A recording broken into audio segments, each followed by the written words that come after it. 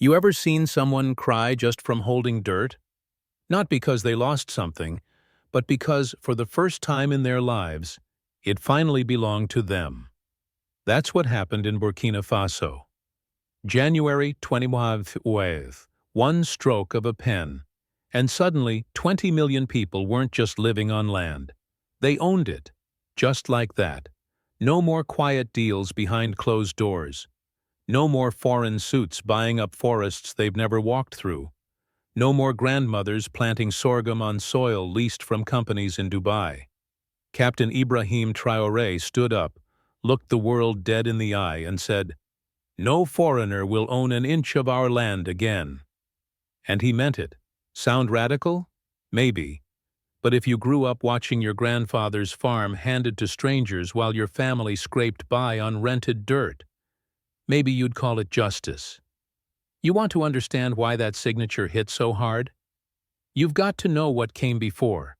Because nobody wakes up one day and cheers for a land law, unless they've had something taken from them over and over again. For decades, land in Burkina Faso wasn't just disappearing. It was being erased. Legally, bureaucratically, quietly. On paper, it looked clean. Development deals, investment frameworks, public-private partnerships. But the reality? Devastation in slow motion. Take the Expropriation Act of 1975. Sounded official, neutral. It gave the government the right to reclaim land for public use. But what counted as public use? A shopping plaza? A cotton export hub? A mining project funded by a French conglomerate? That law was used again and again to clear out entire communities, without their input, without recourse. Thousands of hectares were transferred to investors from the Gulf, Europe, and even Asia. Families who had lived on that soil for generations were told to pack up. No negotiation. No compensation worth speaking of. Just an eviction notice and a promise that it was all for the country's growth. By 2020, nearly 17% of all arable land in Burkina Faso was either leased or owned indirectly by foreign entities. 17%. That's not foreign aid. That's economic colonization in a new suit. And here's the kicker. Most of those deals weren't even public. Signed in hotel rooms, whispered through embassies, approved with a wink. Local farmers would only find out after the fact, when the bulldozers showed up. Imagine that. One day you're planting onions. The next, there's a fence. No explanation. Just a logo on the signboard in a language you don't speak. People weren't just losing land. They were losing identity, ritual sites, burial grounds, generational continuity. And worse, they were being told it was progress. But here's a twist most folks miss.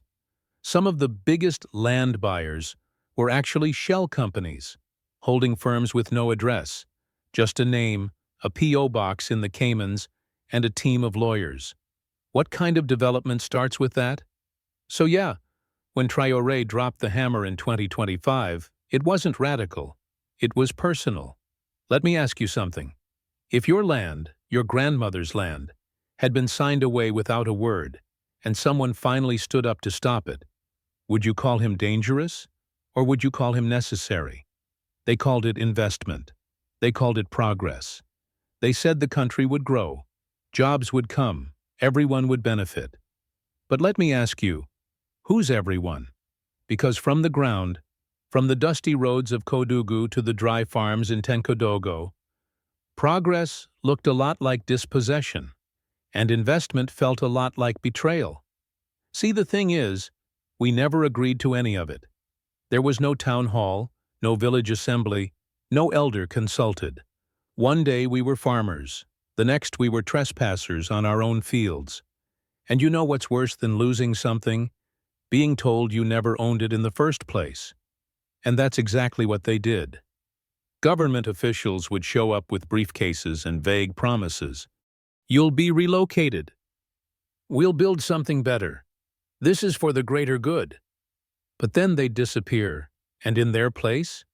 Bulldozers, fences, foreign security guards. Sometimes signs we couldn't even read. French, Arabic, Chinese. You ever try to explain to your child why the mango grove you played in as a kid now belongs to a faceless company that exists only on a spreadsheet? This wasn't just theft. This was spiritual violence. Because in Burkina Faso, land isn't just property. It's inheritance. It's memory. It's where we bury our dead and raise our children and ask the ancestors for rain. It's everything. And yet they reduced it to square meters and signatures. One company, just one, was granted 35,000 hectares for a cotton megaproject. That's bigger than the entire city of Ouagadougou. You think the farmers were consulted? Not even close. They found out when their water source was diverted, and their goats started dying. It got so bad that entire communities stopped planting. What's the point of sowing seeds on borrowed soil? So when Traoré came forward, not with vague speeches but with actual laws, people listened. And not just listened. They wept. They clapped. They hugged each other in the streets. Because for the first time in decades, someone wasn't selling them out. Someone was standing up and saying, "No more." Here's what I wonder, and maybe you should too. What if land wasn't just a commodity? What if it was sacred? What if development didn't have to mean erasure? Think about it. And if you've ever felt like your roots didn't matter in the eyes of power, maybe you understand why this story cuts so deep. They didn't throw a parade, no fireworks, no big shiny headlines screaming change. It was quiet, almost too quiet, until someone whispered, "He signed it." And just like that, everything shifted. January 15th, 2025. The day a simple pen in Captain Ibrahim Traoré's hand did what no speech, no protest, no promise had ever done. He signed a law that ended foreign land ownership in Burkina Faso. Just like that, no corporate tricks, no backdoors. If you weren't Burkinabe, you couldn't own land here anymore. Not a single grain of it. No farmland, no city lots, no ancestral forests. Nothing. Instead, the country flipped the script.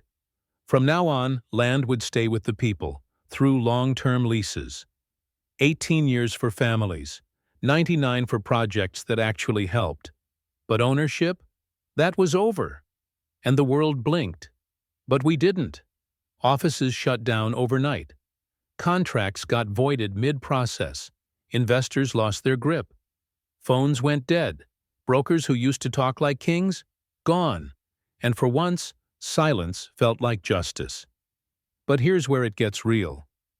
They didn't stop at law. They brought it to the people. Elders. Women who'd run co-ops for years without a title to their names. Teenagers who'd grown up thinking land ownership was something rich people did in other countries. All of them suddenly called in to draw new lines. Not with rulers and legalese, but with memory. With lived truth.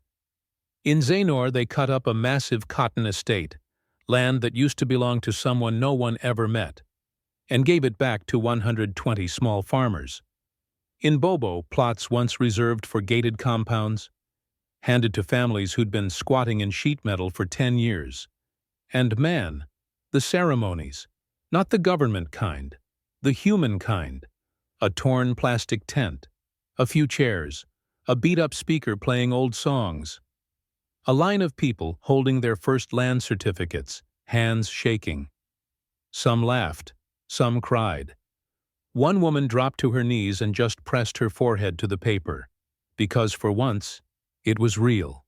It was theirs. And in 3 months, they handed out over 200,000 leases. That's not a stat. That's a storm. A movement.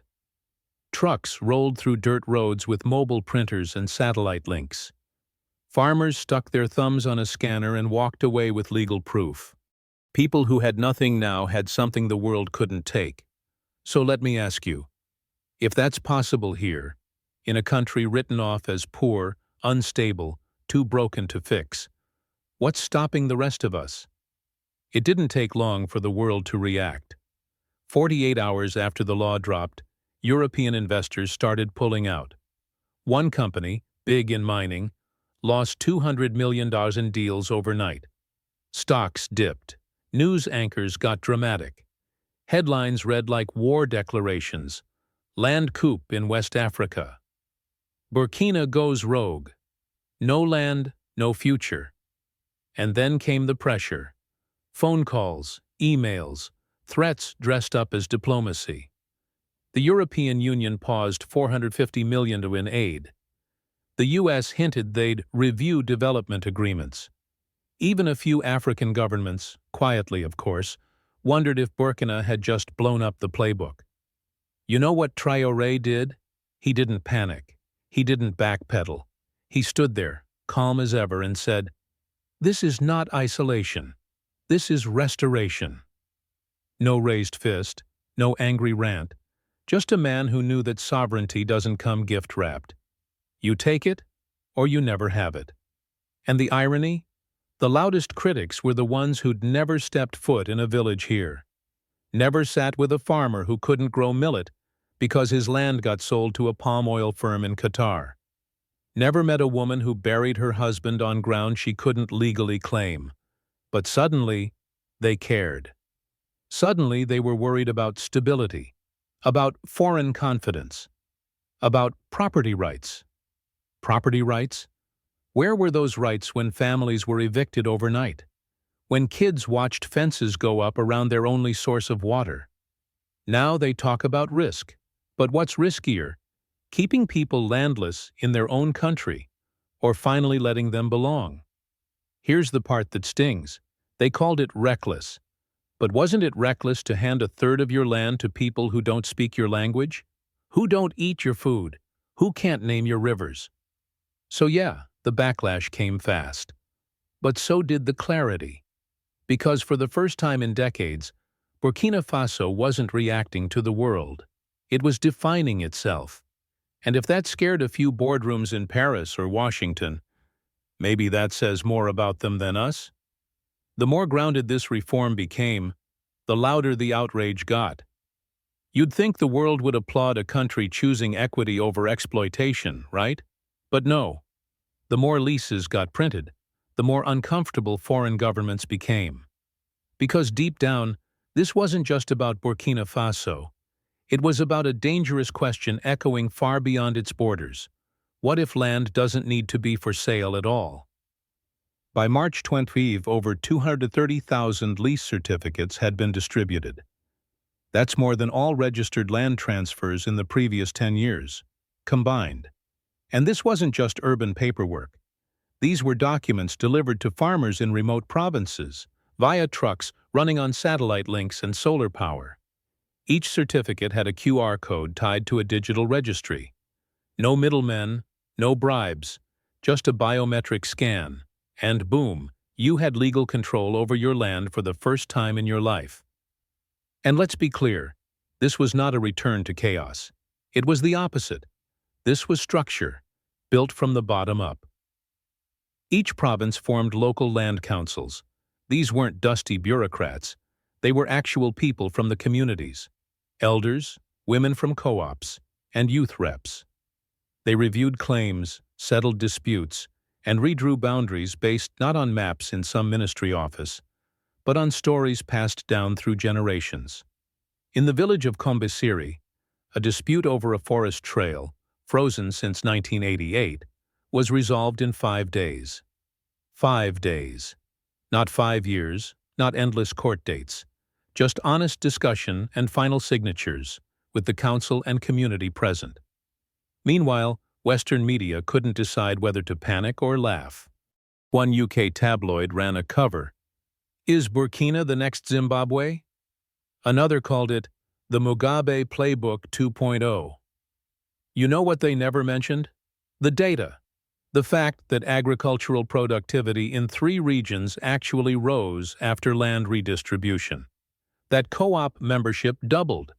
That seed-sharing programs revived drought-resistant crops abandoned for decades. But yeah, let's ignore all that because it doesn't fit the narrative. Back home, reactions split clean down class lines. Elites, especially in Ouagadougou and Bobo, were furious.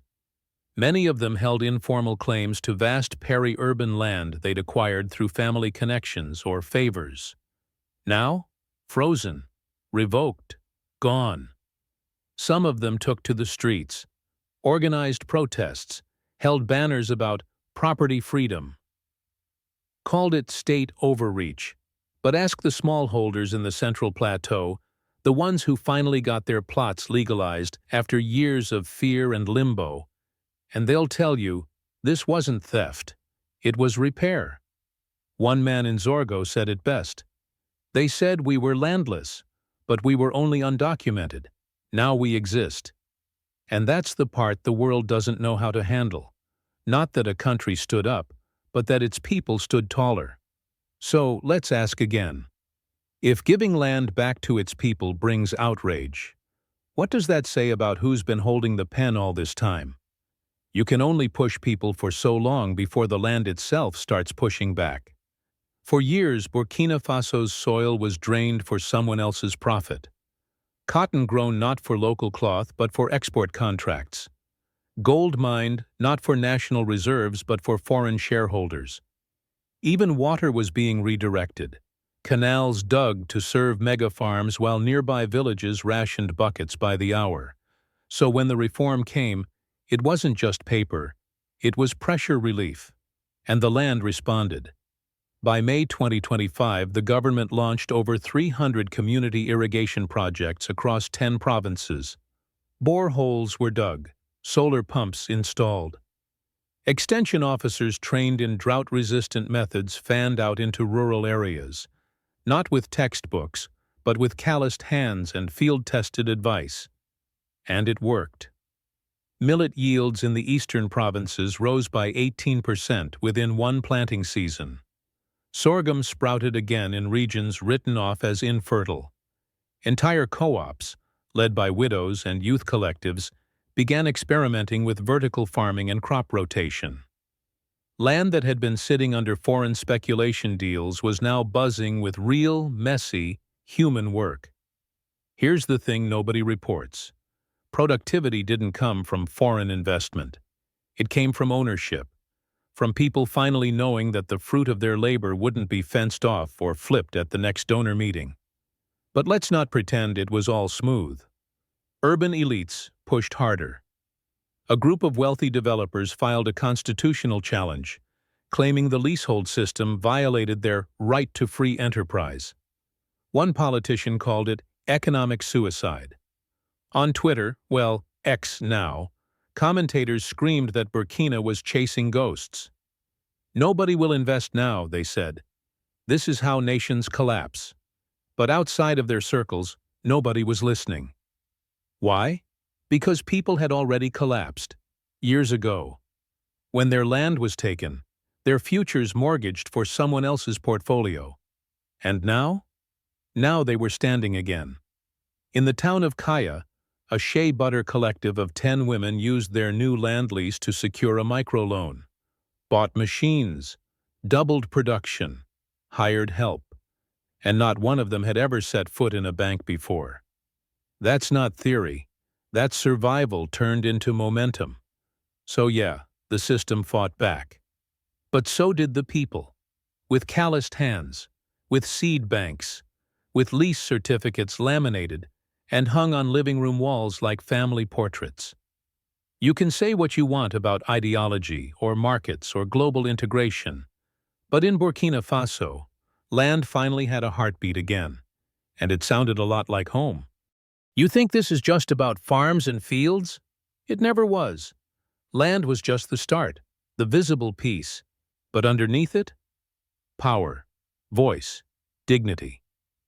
The right to decide who you are, and who gets to speak over you. Because once people had land, something else started happening.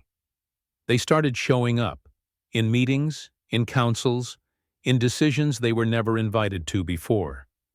Village assemblies, once just a few elders under a tree, turned into full-blown gatherings.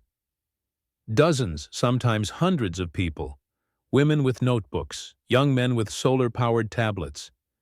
People who used to sit back and wait now raising hands and asking, why is the borehole still broken? What happened to the last seed shipment? Why did our district head change the zoning map without telling us? And here's the kicker. They weren't just asking questions.